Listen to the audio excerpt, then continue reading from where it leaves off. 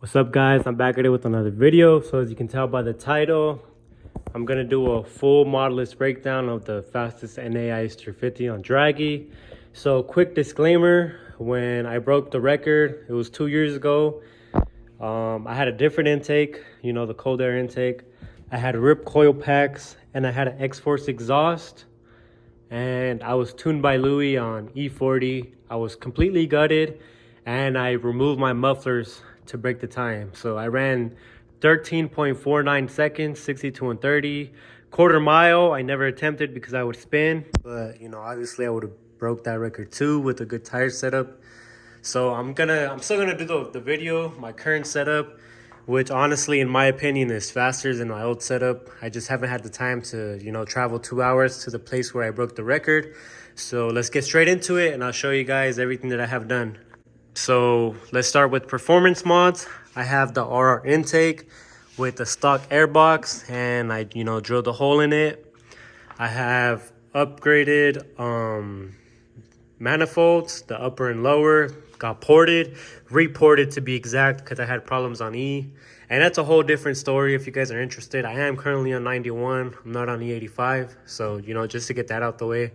I do have the Tundra throttle body. The only difference is I got it ported this time, as well as these. These got reported. I have lightweight pulleys, the water pump and the crank pulley. And I just recently installed my radiator, the Megan Racing radiator, and the HPS coolant hoses. I just dropped that video yesterday, so if you guys are interested, check that out. And I also have PPE Headers still. I have a Megan Racing Midpipe now and a Tsudo Axleback.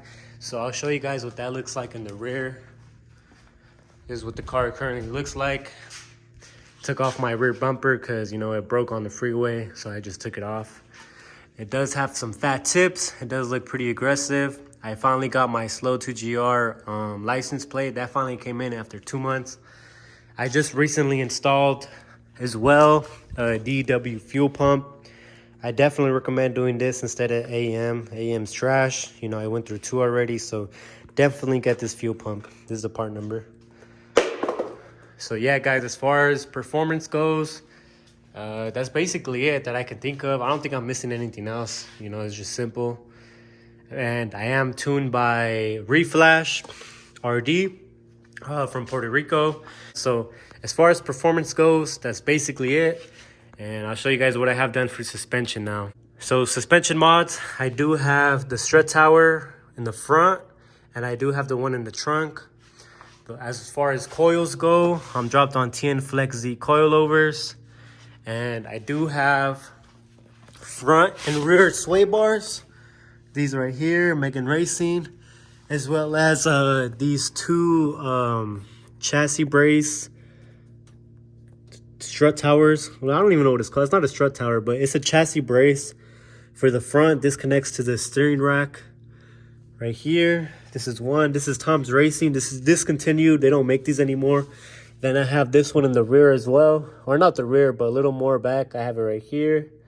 And then I do have the square chassis brace back there. Yeah, so that's the square piece back there. As you can tell, this whole square thing. And then there's this middle piece right here. And there's 2 more pieces in the back that you can't see. They're not Tom's Racing, but they are Cusco. But it's basically the same thing, because when I bought this kit, the 2 pieces in the back were the only things not included. So that's the only difference. But yeah, I do have the RR Racing lower control arm bushings. I do have these bushings right here as well, the steering rack bushings that I did, as well as the front LCA bushings right here.